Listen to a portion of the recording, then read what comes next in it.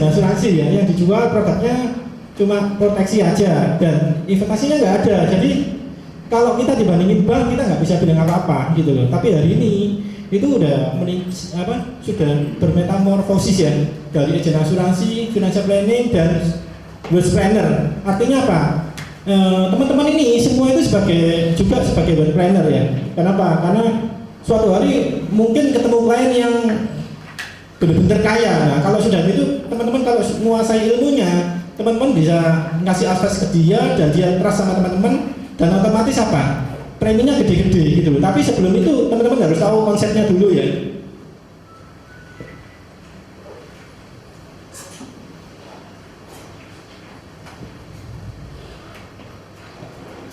Enggak ada. Oke. Nah, teman-teman, wealth management konsepnya dulu ya.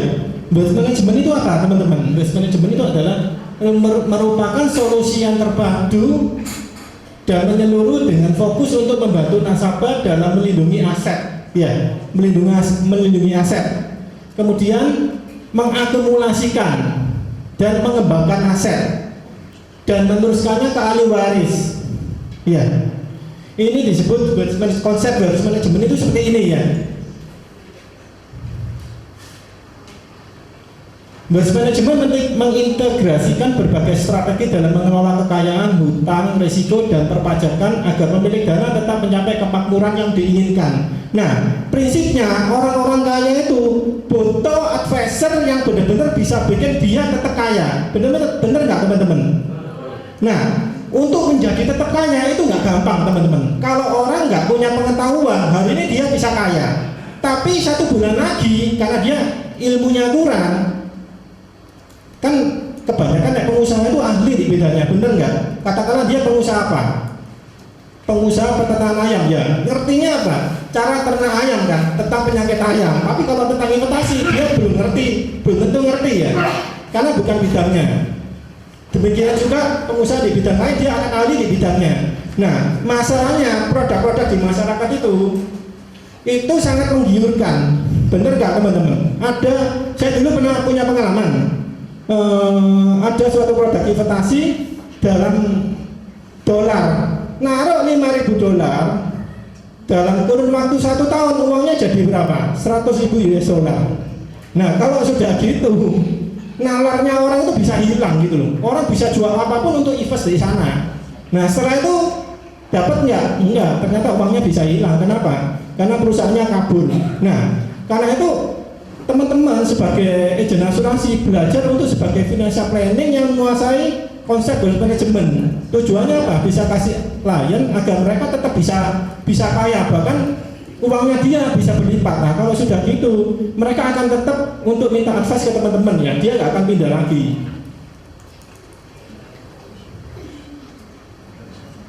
Nah, wealth management sendiri yang lagi booming itu di perbankan ya. Ya, istilahnya yang perbankan yang memulai. Wealth management hanya membidik nasabah super kaya atau dengan batasan minimum bervariasi pada setiap lembaga keuangan. Jadi khusus, makanya kalau di bank-bank ada nasabah priority, nasabah privat banking ya. Wealth management merupakan evolusi terbaru dari pelayanan jasa keuangan. Nah, saya lihat insuran itu luar biasa. Saya dulu waktu masih jadi agent dan produk unit link itu belum keluar, saya ikut di perusahaan asuransi yang lama. Bos saya tuh bilang, kalau kamu mau jadi agent itu paling enak. Dia bilang ke umum sih, bukan khusus ke saya. Kenapa? Karena kalau kamu bisa advise orang yang nggak usah banyak-banyak, dia punya uang banyak, dia ngambil di kamu akan dapat fee dari sana gitu, dan uangnya besar banget gitu. Nah, hari ini teman-teman luar biasa. Agen asuransi nggak sekedar asuransi aja, tapi produk kita produk unit link yang sangat canggih. Nanti terakhir saya bahas di sana ya. Nah, kalau kita bisa advise klien, apalagi Prudential kan number one dari segi perusahaan, dari segi produk juga ya, pionirnya, dan investasinya juga bagus, hasilnya tinggi. Jadi klien itu happy. Kalau dia dulu rata-rata kalau klien itu ya masuk itu cuma icip-icip aja, tapi begitu dia tahu ada annual report yang nanti April ya itu ya, annual report April itu teman-teman harus ikut supaya ngerti Prudential itu Menghasilkan seperti apa? Nah kalau sudah gitu, kita transfer ke klien, kita ceritain gitu loh. Dan kan ada buktinya, ada buku atau apa. Nah kalau kliennya terus percaya ngambil, mereka akan jadi ngambil besar, nambah lagi. Nah, seseorang itu butuh kecerdasan finansial ya. Ini saya ambil dari kutipan Profesor Dr. Insinyur Roy H.M. Sembel ya. Kecerdasan finansial adalah kecerdasan untuk menciptakan kemakmuran yang berkelanjutan dan kecerdasan untuk dapat menikmati kemakmuran tersebut dalam jangka pendek, menengah, dan panjang. Jadi nggak makmur jangka pendek, nanti jangka panjangnya uangnya hilang, enggak. Yang bagus jangka pendek, menengah, panjang. Berarti artinya apa? Ya seumur itu kalau orang udah bekerja keras, dia dapat nikmati hasilnya, kalau bisa selamanya dia tetap kaya gitu loh. Nah untuk itu butuh advisor yang benar-benar pengalaman. Orang yang cerdas secara finansial akan dapat menikmati manfaat selama kekayaan itu dikelola hingga tujuan pengelolaan kekayaan tercapai. Ya, artinya kecerdasan finansial seperti ini. Nah, sekarang masalahnya kenapa kok kecerdasan finansial itu penting? Karena apa? Ada orang kaya yang kurang cerdas secara finansial. Banyak nggak teman-teman di masyarakat orang yang benar-benar uangnya banyak, tapi nggak ngerti tentang investasi, nggak ngerti tentang karakteristik dan risikonya, gitu loh. Ya, dalam sejarah Indonesia ada lembaga yang berhasil menipu nasabah kaya dan super kaya. Jadi contohnya Isar, Keluarga Adil Makmur, SPI, Wahana. Ya, itu orang punya uang bisa rumahnya dijual untuk invest di sana. Setelah itu apa? Habis, orangnya jadi kembali habis. Jadi nggak punya uang lagi. Itu berat kan? Nah, fungsi wealth manager itu apa? Kita sebagai wealth manager ya, membantu nasabah agar terhindar dari praktek penipuan dan praktek penjualan yang menyesatkan. Dengan kemajuan dunia finansial dengan aneka produknya yang kian canggih, wealth manager dituntut memiliki keahlian yang lebih lengkap dan etika profesi yang lebih baik. Nah, sekarang kita lihat fenomena yang ada di masyarakat seperti ini. 70% dana pihak ketiga kategori privat banking di Singapura adalah milik orang kaya di Indonesia. Jadi ceritanya itu, teman-teman tahu nggak di Singapura itu negara kaya nggak? Negaranya cuma seperti Surabaya besarnya, tapi luar biasa. Singapura majunya pesat dan banyak orang naruh uangnya di sana karena aman. Dan repotnya lagi, uangnya itu 70% itu dari orang Indonesia. Jadi teman-teman di Indonesia ini itu paling enak teman-teman untuk cari uang. Apalagi kalau teman-teman bergerak di bidang agen asuransi. Ya, kedepannya kan semua jadi wealth planner. Tinggal teman-teman update ilmunya. 70% di Singapura karena mungkin di sana lebih merasa aman. Ya. Tapi tidak untuk kemungkinan kalau agen-agen asuransi di Indonesia ini sudah semua ngupdate ilmu, ngupdate pengetahuan semua dan sudah canggih, mereka teman-teman kasih advice ke mereka dan mereka percaya, uangnya nggak jadi ke sana semua kan. Ini kan cuma masalah kepercayaannya aja. Nah kemudian menurut surveinya, total dana orang Indonesia yang disimpan di sejumlah bank di negeri Singapura nyampe 791 triliun dan cenderung meningkat dari tahun ke tahun. Hampir ribuan triliun nih uang di Singapura. Banyak nggak teman-teman ini? Banyak ya, kita nggak usah ngomong 791 triliun. 1 triliun aja komisinya kalau jadi agent berapa itu? Bisa 1 triliun juga kan. Nah, kenapa hal tersebut bisa terjadi? Kurang merasa aman menempatkan dana di dalam negeri dan karena mereka tak melihat expertise wealth management Indonesia yang mampu memberi advice dalam mengelembungkan aset mereka. Nah, makanya teman-teman harus ini ya, istilahnya gini, prudential itu kan sekarang canggih, agentnya itu kan semakin banyak, ya semakin banyak, dan prudential butuh orang-orang yang serius. Buktinya apa? Kalau teman-teman ngasih omset ke prudential, kemudian mencapai target KPI tertentu, sama prudential kan diupdate terus pengetahuannya, ada pelatihan-pelatihannya, sampai yang terakhir apa? Prudential financial advisor kan harus, tapi itu harus ada omset gitu teman-teman. Nah, karena itu teman-teman berusaha kejar supaya dapat omset dan punya tiket untuk masuk kelas itu. Kalau sudah masuk kelas itu ilmunya untuk memanajemen kekayaan orang-orang kaya gitu loh. Kita bisa bantu advice sama dia. Nah kebetulan Kalau di dunia luar itu orang kasih advice itu ada fee-nya, ya, ada fee-nya karena mereka kan konsultan pribadi. Tapi kalau teman-teman sebagai agent, ya udah, kalau punya ilmu itu bisa kasih advice ke klien gratis, nggak usah bayar. Mereka lebih seneng kan. Dan klien kan nggak ngerti komisinya di produk-produk kita kan hampir berapa? Besar kan, 99% kan. Pasti untung, walaupun nggak usah fee pun tetap untung gede. Kemudian yang kedua apa? Berdasarkan market research di Indonesia, ada 600.000 high net worth individual HNWI ya, dengan total aset 600 sampai 700 triliun, dan yang dipenetrasi oleh para wealth manager sebesar cuma 10% aja. Jadi pangsa pasarnya itu gede banget. Ya. Dari orang-orang yang super kaya ini, itu cuma yang ditangani sama privat banking di Indonesia itu cuma 10%, dan sisanya masih berkeliaran. Makanya orang yang di agen asuransi yang cepet kaya, agen asuransi yang rajin apa? Rajin nangkep klien. Dengan cara apa nangkep klien? Bukan dikejar terus dicancang, bukan ya. Nangkepnya dengan diceritain aja. Produk kita kan luar biasa ya. Kita ceritain aja, mereka akan ngerti. Asal nerangkannya mantap ya.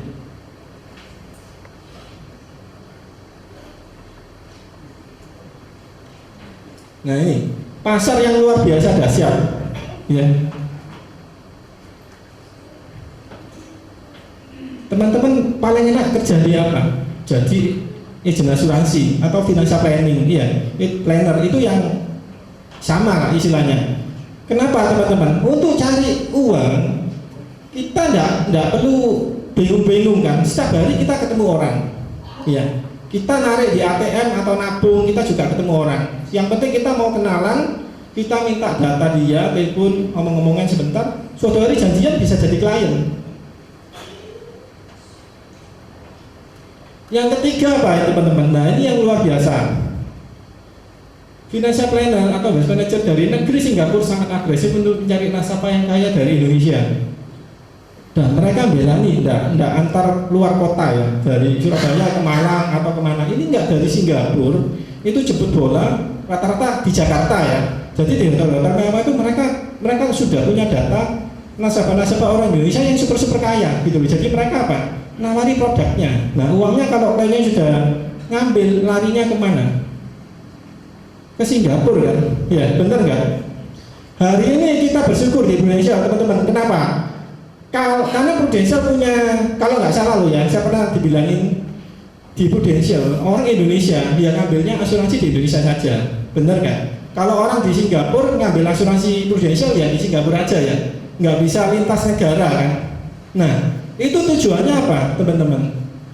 Tujuannya Prudential kasih kesempatan kepada teman-teman yang di sini itu untuk supaya pangsa pasarnya nggak diambil agen asuransi di Singapura. Jadi teman-teman punya kesempatan untuk prospek ke nasabah-nasabahnya gitu loh. Nah ini contoh Senin Kemis di hotel berbintang 5 di Jakarta berkeliaran wealth manager asing walaupun tidak punya kantor cabang di Indonesia. Ya. Kenapa kok mereka berani berangkat pesawat Singapura Jakarta itu pulang pergi berapa, hotelnya berapa? Tapi dibandingkan komisinya jauh banget kan, apalagi itu yang dibidik nasabah-nasabah super kaya.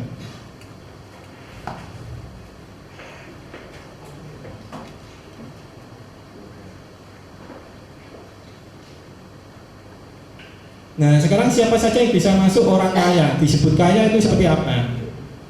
Orang yang punya aset finansial 500 juta ke atas minimum ya, jadi punya deposito 500 juta. Mereka bisa dari berbagai kalangan seperti pengusaha menengah dan atas atau para profesional yang punya jabatan ya, dari berbagai bidang ini ya. Terus eksekutif perusahaan, dokter, pengusaha, notaris, artis dan lain-lain. Itu uangnya banyak banget. Apalagi juga artis, teman-teman sering dengar kan? Mereka cari uangnya itu gampang, guyonan aja dia dapat uang. Bener kan? Kayak pelawak itu kan cari uangnya gampang, happy. Cuma ngomong jeplak-jeplak, guyon-guyon gitu dapat duit, dan duitnya nggak kecil, banyak gitu loh.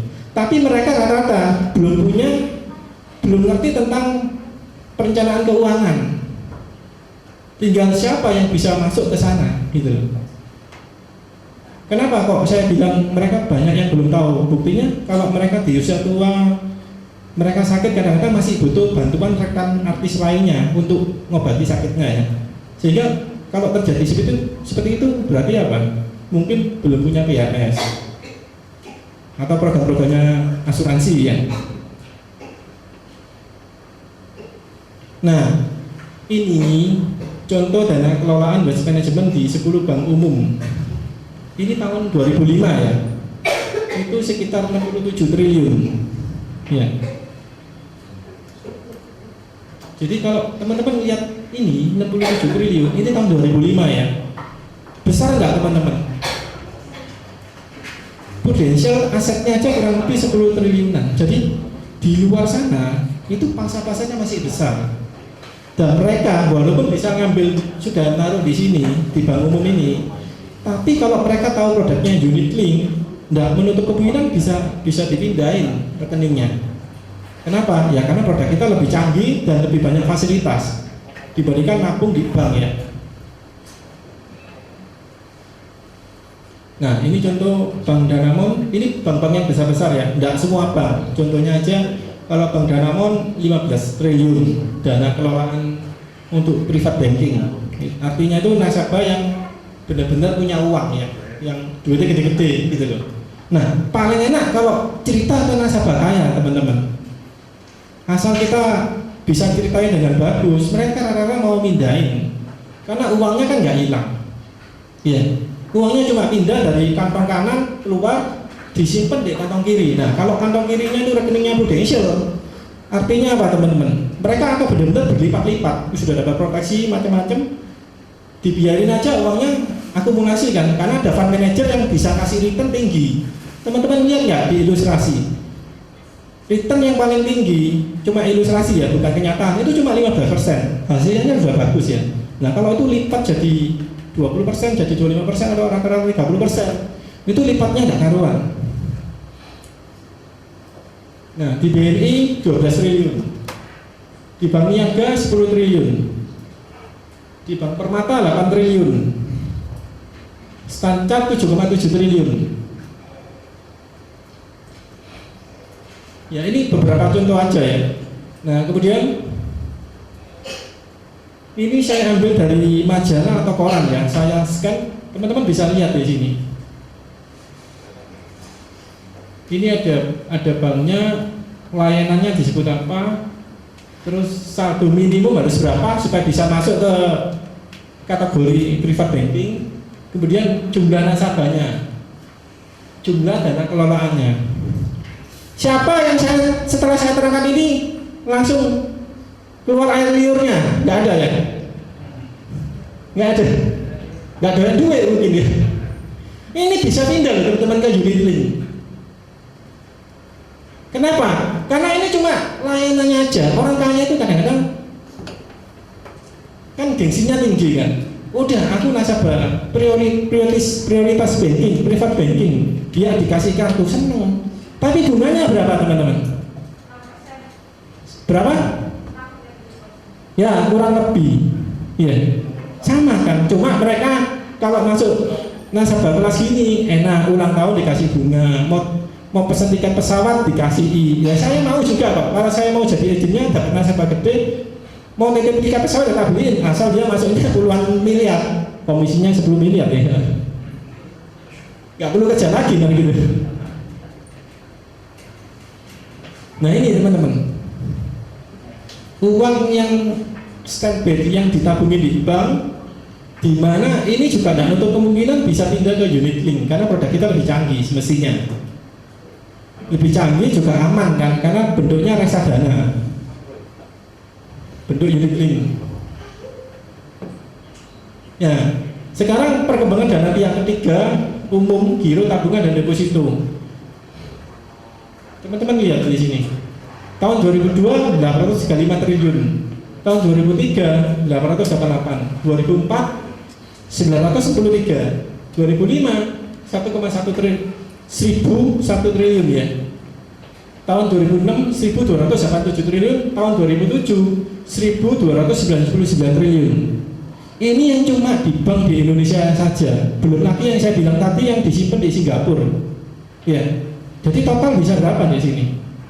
Bisa 2.000 triliun lebih. Itu mungkin belum lain-lainnya yang berupa aset barang ya, seperti properti atau apa gitu.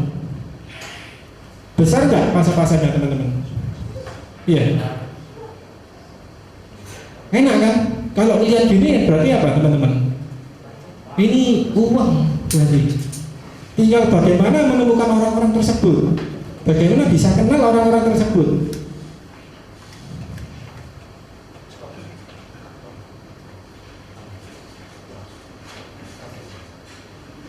Ya, teman-teman tahu peluangnya nggak ini?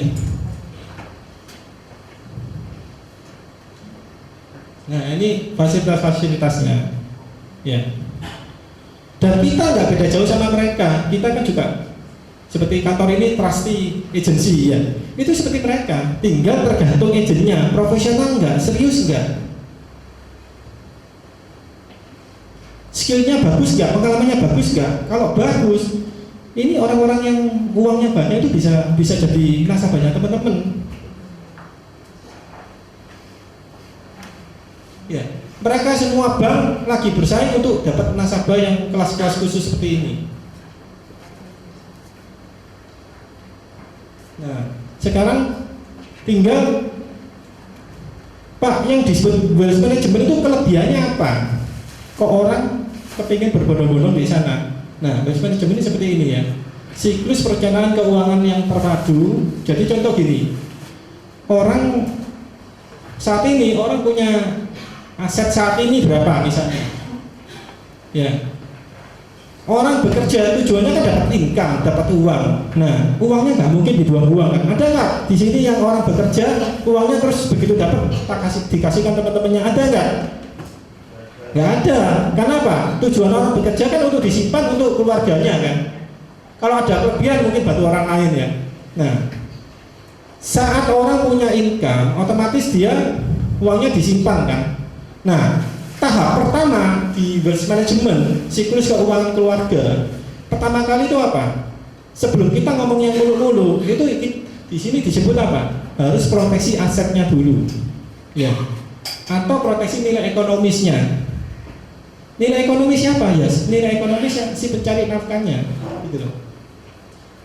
Ya, jadi beruntung kita sebagai agen asuransi itu luar biasa. Saya dulu kenal ini. Basic awalnya itu agen asuransi itu sangat penting ya. Sebelum orang ngomong mulu-mulu harus punya proteksi dulu. Kita paling enak.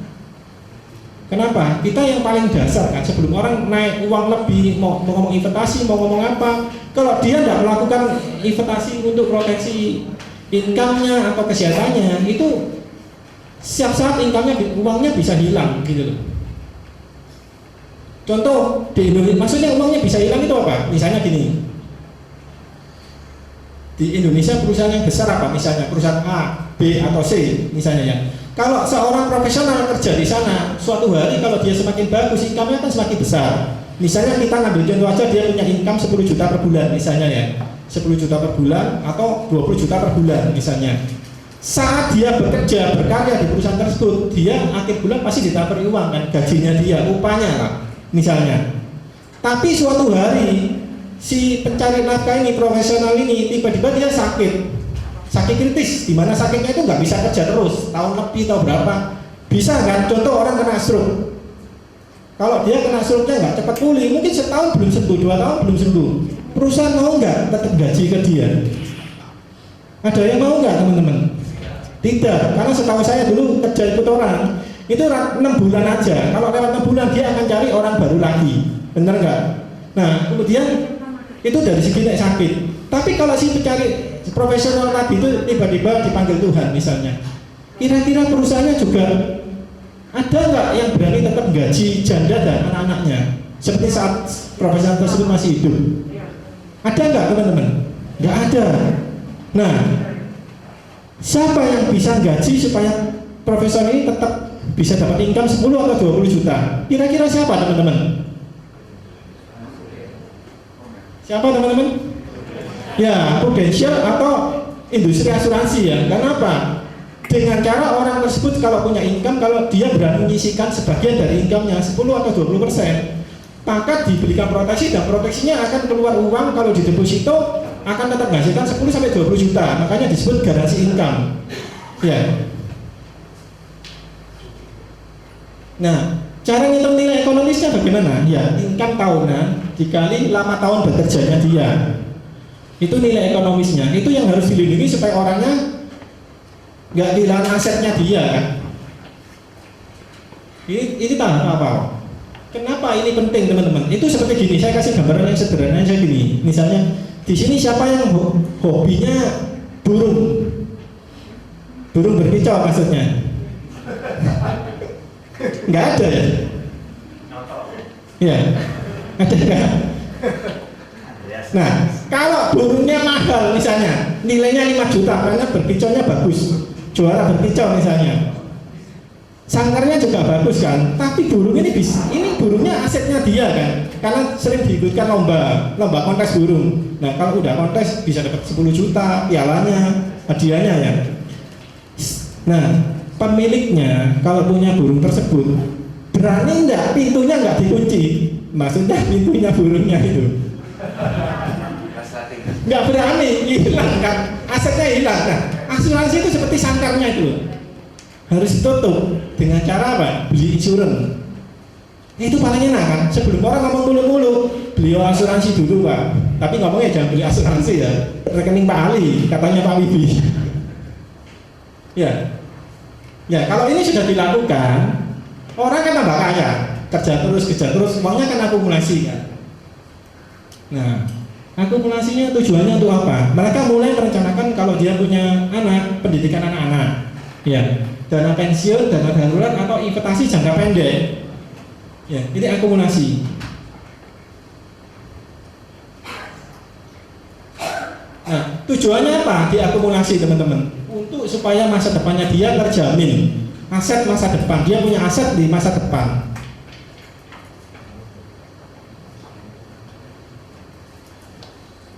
Ya, berakumulasi. Nah, beruntung lagi kita di Indonesia nggak usah bingung untuk ngaturnya uangnya klien. Oh, tak taruh di mana, nggak perlu, karena ada bagian khusus di fund manager, dia yang mengelola uangnya. Jadi teman-teman tinggal cari klien aja, nanti disetor ke Prudential, dikelola fund manager, dan mereka sangat ahli, udah pengalaman udah ratusan tahun, ya.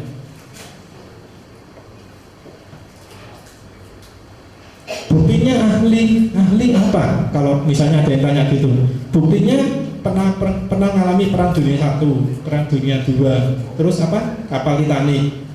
Dan tahun 97 atau 98 waktu krisis global, kita tetap berdiri kan, tetap namanya bagus kan. Nah, itu bukti Indonesia benar-benar sangat prudent, hati-hati ya.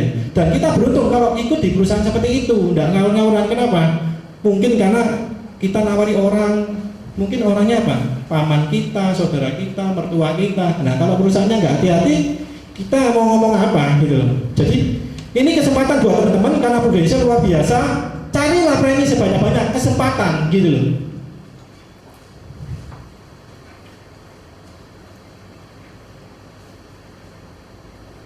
Nah, dari dana yang dikelola ini, yang diakumulasi ini, tentu saja untuk semakin cepat berkembang itu butuh untuk alokasi aset, ya, dan manajemen income. Alokasi aset itu seperti apa? Kadang-kadang teman-teman pernah nggak ketemu klien, ya, karena dia sudah ngerti sedikit-sedikit tentang harga unit. Kadang-kadang dia mau masuk, sebentar ya, tak tunggu harga unitnya turun. Wah, mending lagi kan, ya.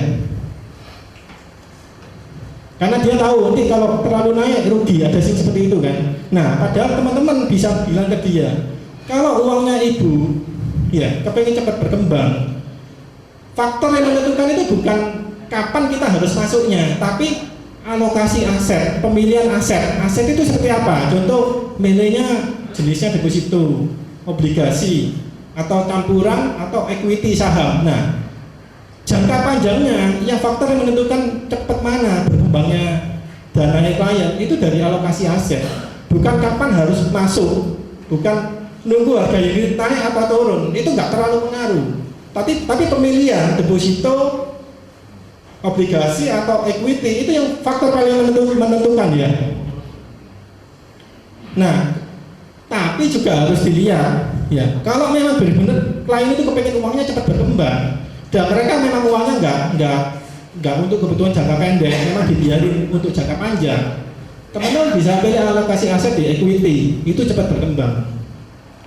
Toleransi risikonya seberapa klien itu bisa toleransi risiko. Jadi memang kalau teman-teman sebagai financial advisor ya, teman-teman harus lihat kebutuhan klien, toleransinya dia. Bagaimana kalau harganya naik turun itu dia kuat enggak?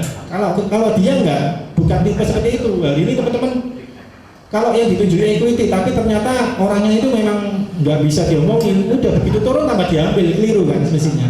Yang bener kan kalau begitu turun ditambahin uang kan supaya ikut naik kan. Ya, pemilihan jenis alat-alat investasi. Nah, tujuannya di sini loh, wealth manager untuk bantu klien ngasih advice. Nah, kalau sudah ini, kemudian suatu hari kan klien udah memasuki masa pensiun kan, umur 55 atau 65, baru suatu hari tujuannya klien apa? Uangnya itu tetap untuk keluarganya kan.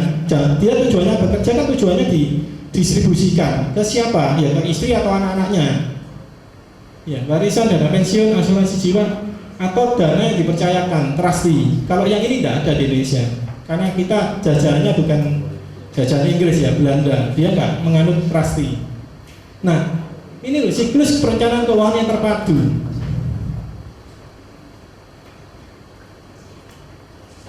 Nah, ujung-ujungnya apa? Cuma ada 4 aja ya. Penciptaan kekayaan, perlindungan, akumulasi, dan distribusi aja. Dan yang luar biasa teman-teman, semua ini terangkum semua di produk PA kita, unit link. Ya. Kadang-kadang gini, orang sama-sama wajar ya. Kalau orang banking bilang produk itu paling canggih. Nanti kalau perusahaan reksadana dia bilang perusahaanku produknya paling canggih. Kalau perusahaan sekuritas dia bilang sekuritasku paling canggih. Falas juga sama kan. Kadang-kadang mereka nggak ngerti produk yang paling lengkap dan terpadu, terintegrate itu cuma produk di unit link. Semua faktor ini ada semua. Ya. Mencakup ini aja. Kalau reksadana kan nggak bisa, nggak ada proteksinya, nggak ada nek sakit ya harus bondo dewek, ngambil dicairkan. Kalau kita kan lengkap semuanya ada.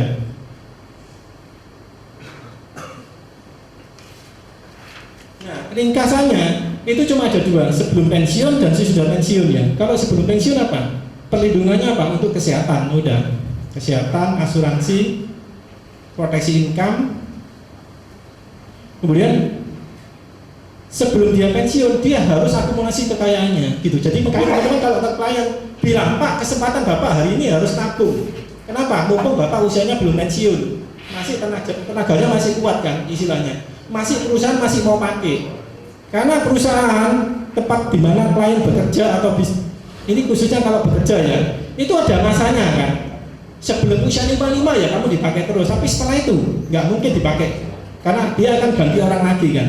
Nah, sebelum saat itu datang, berarti apa? Harus diakumulasi uangnya, ditabungin untuk masa depan di sini. Kemudian untuk education dan pensiun dan investasi. Nah, setelah itu apa? Kalau dia sudah pensiun, ya ini dipakai. Dipakai untuk apa teman-teman? Ya untuk biaya hidup. Karena kita nabung kan tujuannya untuk orang bisa aja dikasih usia terlalu panjang. Nah, kalau usia terlalu panjang itu kan juga ada risikonya ya. Nggak, istilahnya nggak meninggal. Maksud bisa meninggal ya nggak bisa kan? Kalau belum dikasih meninggal ya kan? Ya dijalani kan? Nah, jalaninya kalau dia punya income gede, nikmat nggak teman-teman daripada nggak megang uang? Ya apa teman-teman? Enak mana? Enak megang uang besar kan? Setiap hari cucunya datang. Atau untuk long term untuk ini pensiun ya, perawatan udah. Kalau udah usia pensiun itu mesti ada aja. Nah, kemudian setelah itu apa? Perencanaan warisan. Nah, produk kita juga langsung terintegrate. Kenapa? Karena istilahnya itu di ininya, di SPAJ kita itu otomatis kan, begitu kita buka polis, si klien bisa langsung mewariskan ke anak-anaknya, dan itu aman, dijamin, nggak sampai itu kemana-mana. Ya, pernah nggak dengar tentang konglomerat di Hong Kong, Nina Wang ya misalnya, dia punya uang sampai ribuan, mungkin ratusan triliun ya, tapi bingung, nggak bisa, masih dalam sengketa, sulit kan untuk diwariskan. Nah kalau ini kan paling gampang, sudah langsung tertulis, langsung persetujuan pemegang polis untuk ini untuk anakku, ini untuk siapa. Ya, belum lagi kalau di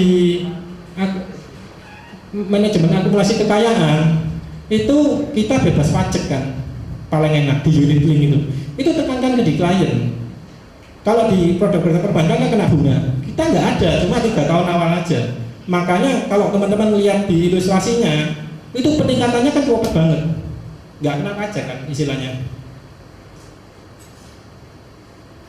Nah sekarang Prulink Syariah Assurance Account sebagai tools untuk wealth management yang lengkap dan canggih. Teman-teman harus kasih informasi ke klien produk ini manajemen kekayaan yang paling canggih. Karena semua unsur yang tadi saya jelasin semua bisa terangkum di satu produk aja. Makanya hari ini perbankan itu dia buka divisi untuk produk-produk asuransi, perusahaan asuransi ya. Dia pakai channel khusus karena dia ngerti. Kalau mereka nggak buka itu, terpaksa nanti dana pihak ketiganya itu pindah ke perusahaan asuransi, nggak lewat jalur mereka nggak dapat fee, rugi kan hitungannya. Ya, sebagai sarana untuk manajemen kekayaan nasabah sehingga mencapai keuangan yang diinginkan klien.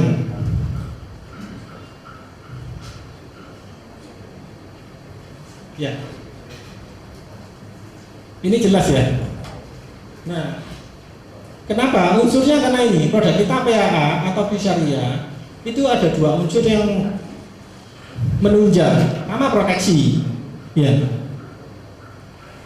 Proteksinya apa? Jiwanya diproteksi. Jiwa itu menyangkut apa? Income. Kalau kita ngomong jiwa itu income, kita ngomong garansi income. Teman-teman pernah prospek nggak tentang garansi income?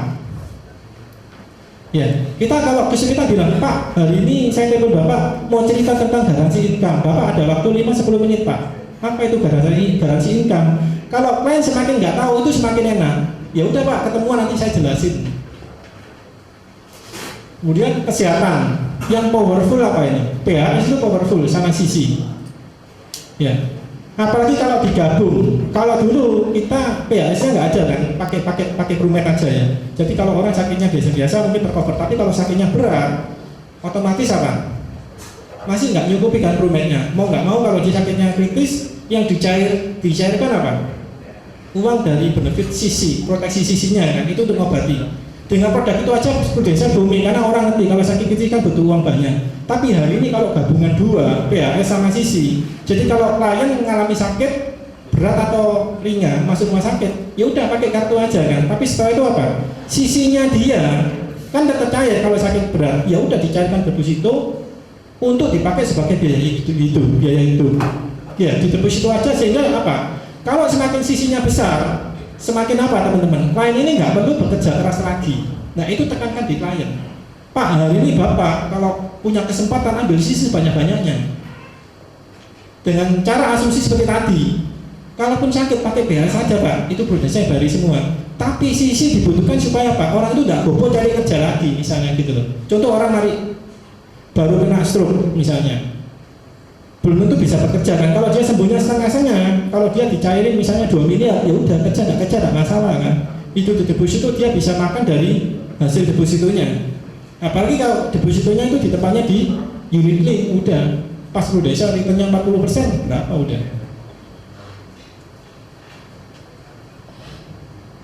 Ini untuk income atau penghasilan ya. Kemudian saving atau tabungan. Untuk apa ini? Saving tabungan untuk liburan, beli rumah, mobil, naik haji.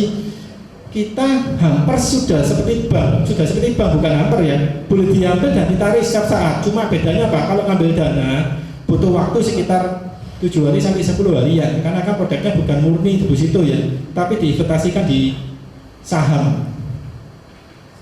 Nah, untuk pendidikan anak-anak, dana pensiun Ini boleh diakses setiap saat, boleh diambil kalau butuh, kalau punya uang lebih lagi di setting lagi, di top up.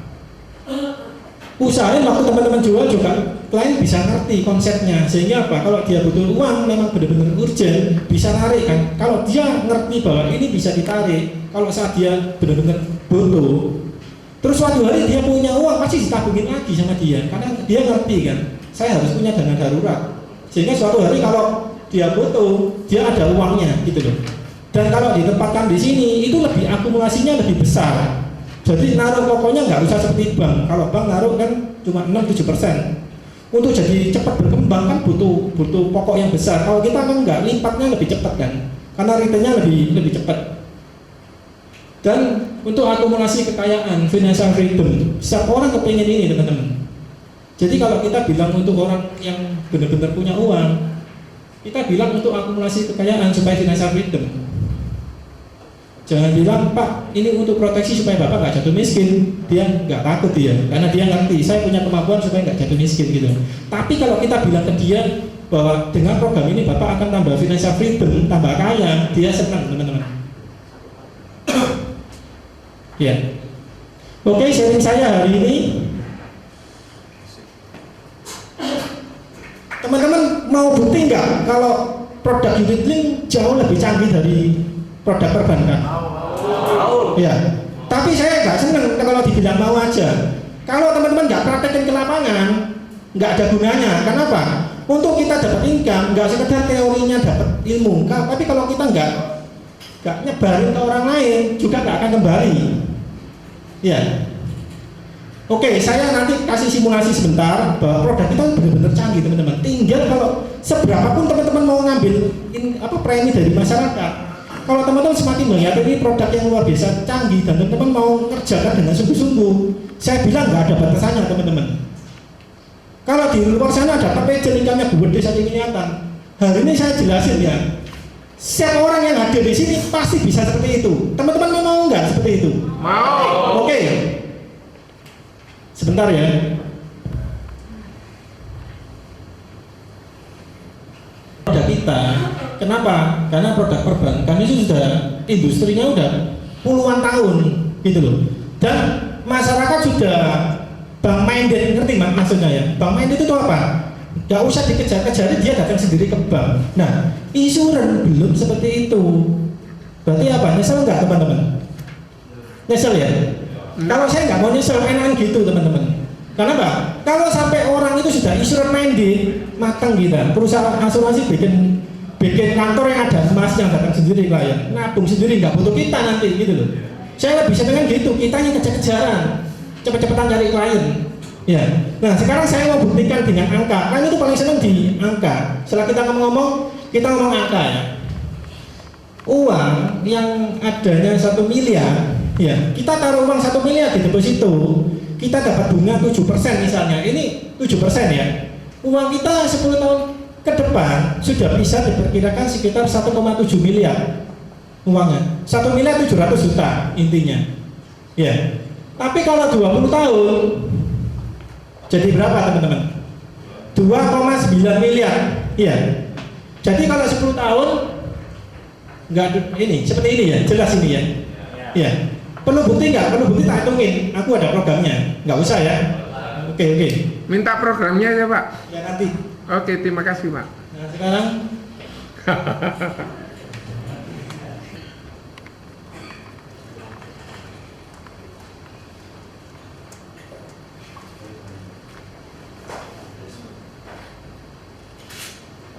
Ya.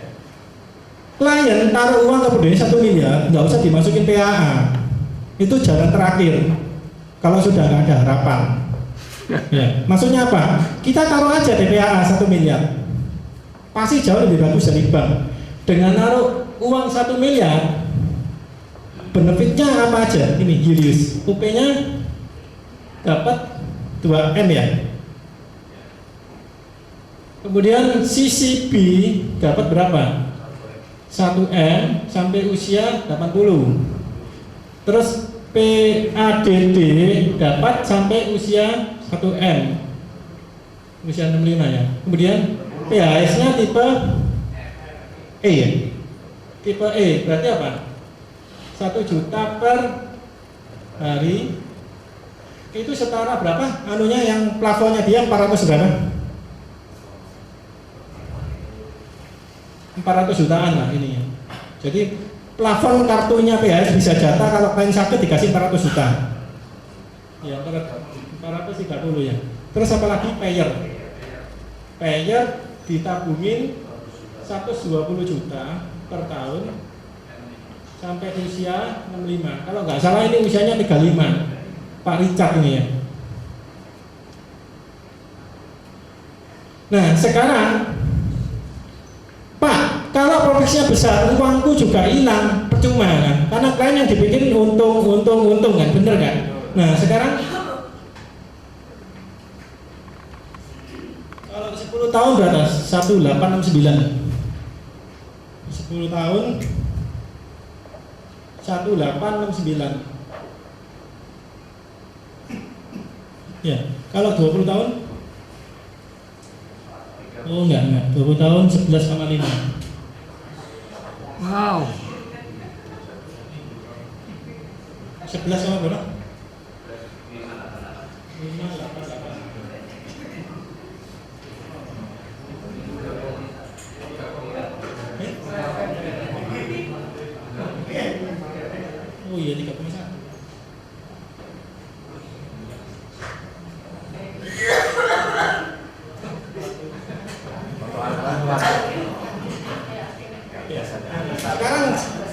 Sekarang ini umur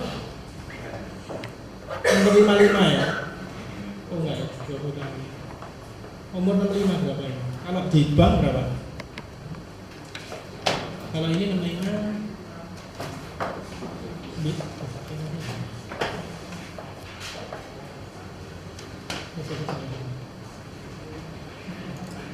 nanti 45 miliar, kalau di bank berapa?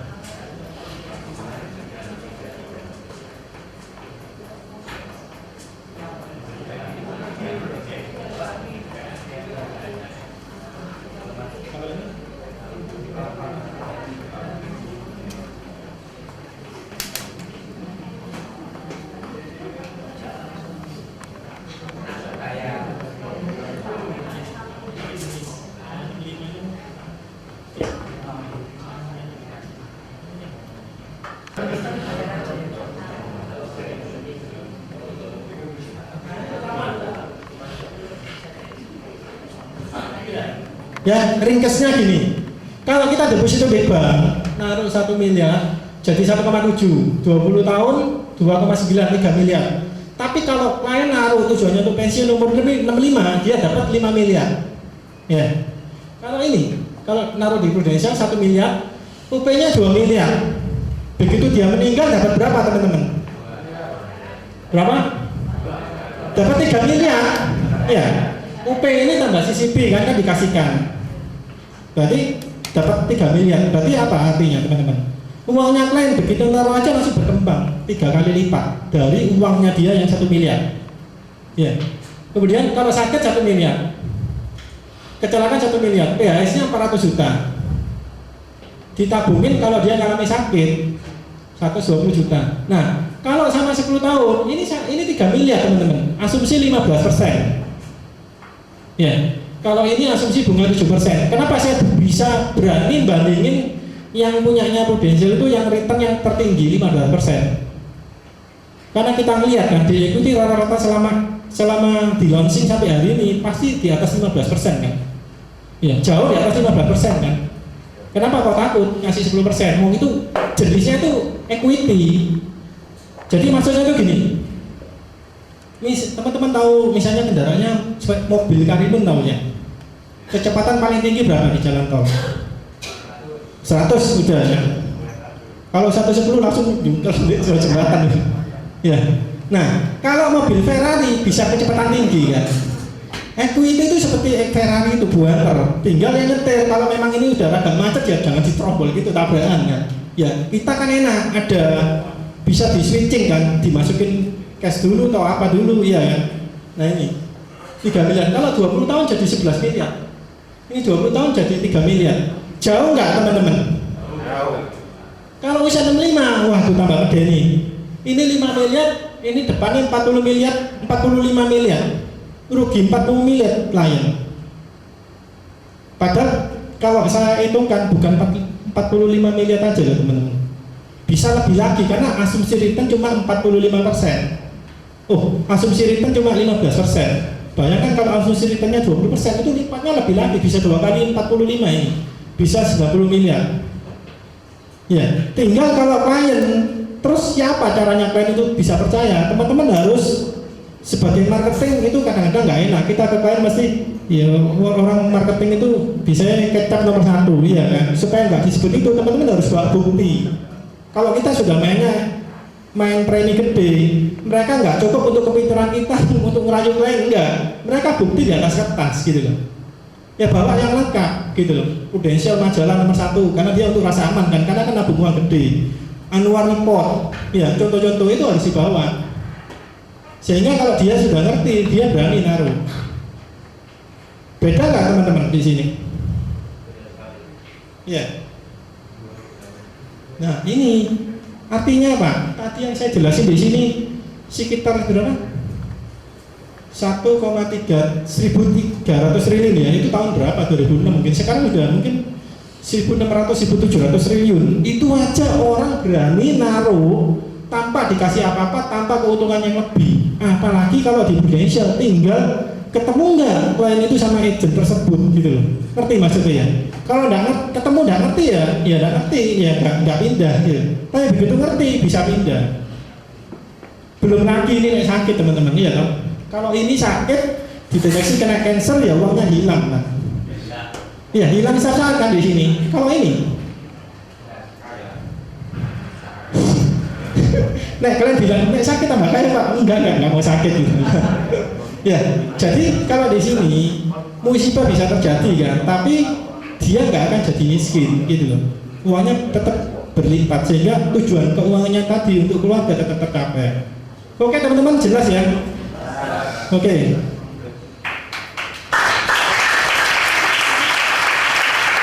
Nggak mungkin enggak, karena jelas kan di atas kertas,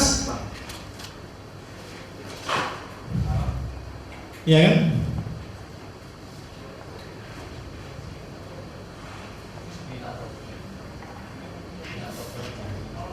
Ini udah tak kasih di komputer ini ya, ambil sendiri ya. Nah ini ya.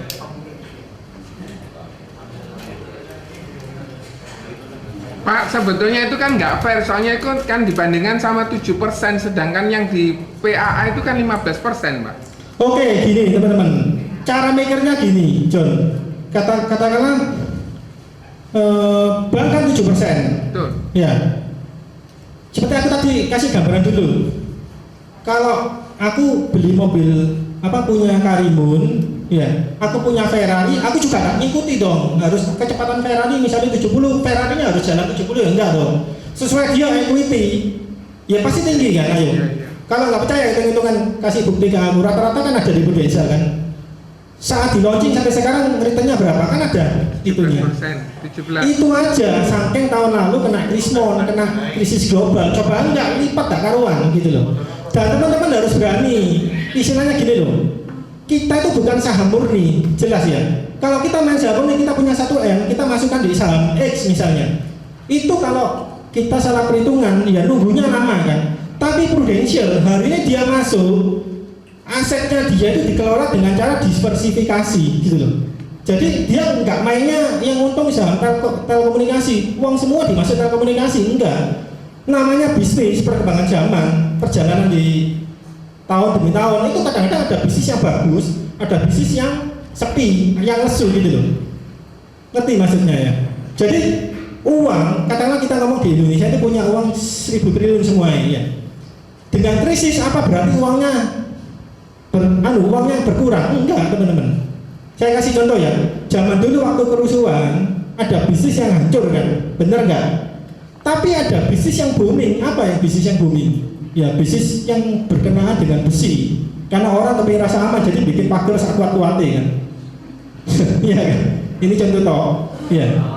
Nah, kalau di Prudential sistem fund manager itu masuk di sistem di perusahaan yang bergerak di bidang makanan, di perbankan, di telekomunikasi, di macam-macam kan. Jadi kalau salah satu pun ada masalah, itu yang lain kan tetap untung. Jadi tetap bisa tinggi gitu. Apalagi Prudential masuknya di perusahaan yang bukan perusahaan ecek-ecek, istilahnya saham gorengan ya. Dia benar-benar masuk di saham yang kualitasnya bagus, yang perusahaannya gede-gede gitu loh. Kalau perusahaan gede itu biasanya sudah sahamnya sudah go public. Kalau sudah go public itu yang kontrol banyak, nggak mungkin sembarangan perusahaannya. Karena yang mantau banyak. Lain sama perusahaan keluarga, moro-moro bosnya suka judi besok bisa hilang gitu loh. Ya, kenapa kok saya kasih yang tinggi 15%? 15% nggak terlalu tinggi kalau kita main ngomong apa jenis equity itu jauh di atas ini.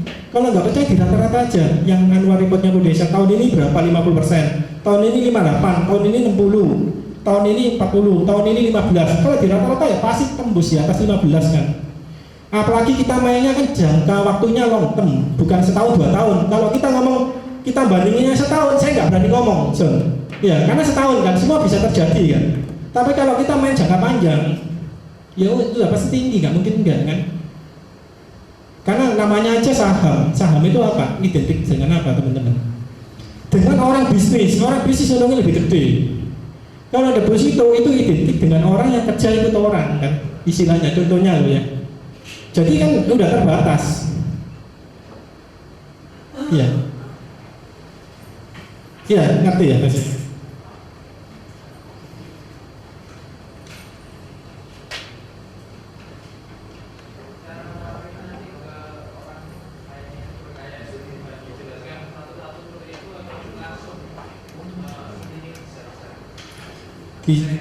Dijelasin di ilustrasinya aja.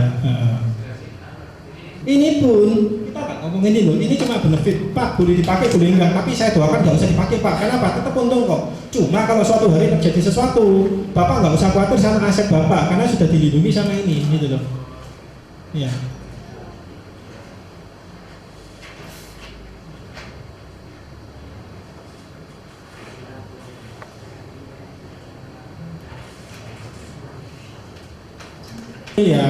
Iya, deposito di sini. Nanti 10 tahun lagi seperti ini, ya. Tapi kalau ngalami sakit ya udah dicoret, ini kan bisa hilang. Tapi kalau di sini ada benefit seperti ini, kalau nggak terjadi sesuatu, uang Bapak berkembang. Biasanya kalau dia lihat angka udah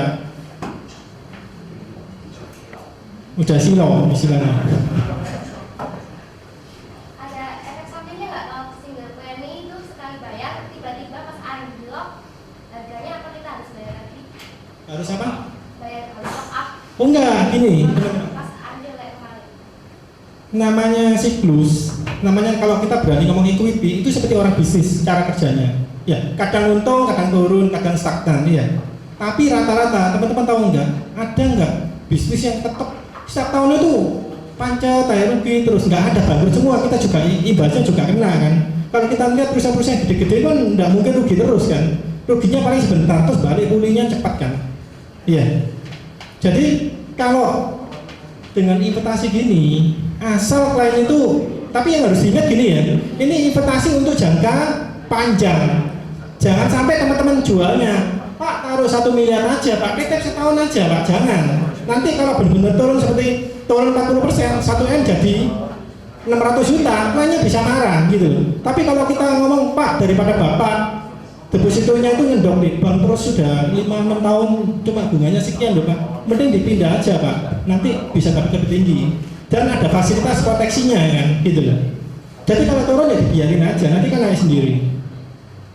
Makanya teman-teman harus ini belajar supaya kendel gitu, ngerti? Maksudnya supaya kalau semakin teman-teman itu ngerti karakteristik produk ini, jenis-jenis investasinya ini, teman-teman nggak takut bilang ke klien, tapi sama klien juga bisa ngasih pengertian, Pak, ini harus long term kan, ini produknya. Kalau long term rata-rata apa teman-teman?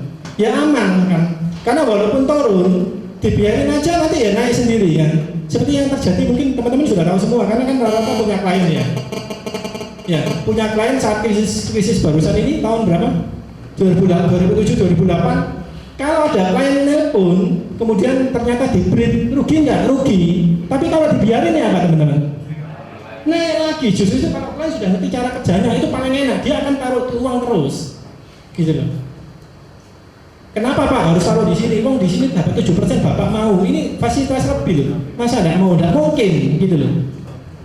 Tinggal udah dijelasin nggak ada klien seperti ini. Kalau udah dijelasin ya pasti masuk, nggak mungkin enggak. Minimal dia akan mindah sebagian untuk ngetes, istilahnya. Untuk ngetes. Padahal waktu untuk ngetes moro-moro dicokot nyamuk masuk rumah sakit dapat klaim, waduh tambah sepotong dia masuk semua ya. Klien itu kan kadang-kadang gitu. Karena ini insuran kadang-kadang masih enggak terlalu ini kan, karena cuma dari ceritanya nggak dapat klaim, padahal enggak. Kalau udah masuknya benar ya pasti klaim keluar, nggak mungkin enggak kan. Pak, dulu saya pernah dibandingkan sama bunga berbunga. Setelah saya bandingkan dengan punya saya, tapi yang satu ada proteksi, satu cuma keuntungannya saja bank. Ternyata waktu itu saya kalah gitu, jadi saya nggak bisa. Ini kalau kamu bandingin PAA, kamu bandinginnya itu dengan premi bulanan, ya pasti menang bank untuk awal-awal 10 tahun awal lah, 10 atau 8 atau 6 tahun itu pasti menang bank. Kenapa? Dia nggak kena biaya kok, iya kan? Ya. Contoh, tak kasih contoh gini. Ini misalnya kantornya Pak Wibi ya. Dengan kantor ini banyak aset-asetnya kan. Pak Wibi punya dua cara. Satu, daripada ini barangku hilang lebih akeh, aku pakai sapam aja 2 misalnya. Gajinya sapam 1 jutaan 2 orang. Sama yang satu, udah usah sapam lah misalnya. Pada akhir bulan lebih banyak mana? Pakai sapam atau enggak rekeningnya Pak Wibi? Lebih banyak nggak pakai. Nah ya itu sama. Kalau kita nggak pakai insuran berarti nggak pakai sapam seperti bank itu, ya pasti tabungannya lebih gede untuk awal loh ya, karena nggak kepotong. Tapi kalau di Prudential ini mainnya investasi sekaligus, dijadinya pasti gede Prudential kan. Karena kalau kamu cuma bulanan atau tahunan, setahun misalnya, udah kepotong biaya PAA kan, saya masuk 60%-nya aja. Kalau bank kan utuh. Ya. Terus ngomong Prudential return 40%, percuma, yang kena kan cuma plus savernya aja, misalnya 12 juta, 8 juta PAA, 4 jutanya tabungan. 4 juta dikali 40% berapa? Ya tidak kerasa kan? Coba ini. Ini saya bilang cuma return 15% loh hasil seperti ini. Kalau naruh 1M return 40% jadi berapa? 1,4N. Bank mana ada cerita bunga 40%? Tempo hari saya setor ke rekening bank di salah satu bank yang terbesar di Indonesia.